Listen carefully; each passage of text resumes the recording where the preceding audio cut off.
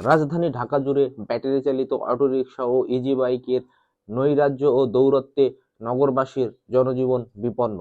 প্রতিদিন ব্যস্ততম এই নগরীতে ঘটছে দুর্ঘটনা, যার বেশিরভাগই সংঘটিত হয় এই ব্যাটারি চালিত যানবাহনগুলোর জন্য।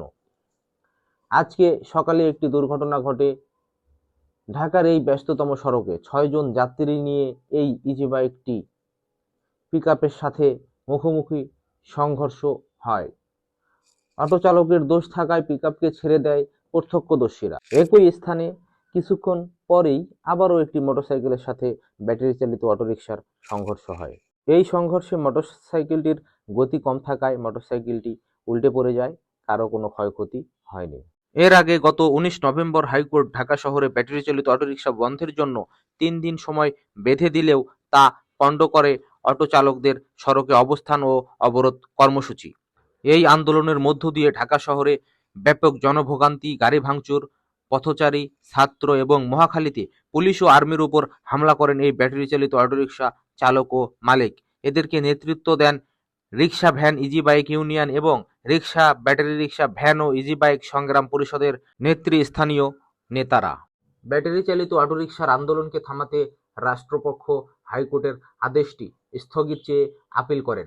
আপিল বিভাগ ৩০ দিনের স্থিতাবস্থা জারি করে আপাতত ঢাকা শহরের অলিগলিতে ব্যাটারি চালিত অটোরিকশা চলার আদেশ দিলেও তা মানছেন না অটোরিকশা চালকেরা। গত ২৭ নভেম্বর মহামান্য ডিএমপি কমিশনার একই রকম আদেশ দিলেও সেই আদেশগুলো টিভি সিটের সংবাদ পাঠের মধ্যেই সীমাবদ্ধ, বাস্তবে যার কোনো বাস্তবায়ন নাই, যার খেসারত দিচ্ছেন নগরবাসী দুর্ঘটনা ও অ্যাক্সিডেন্টের মধ্য দিয়ে।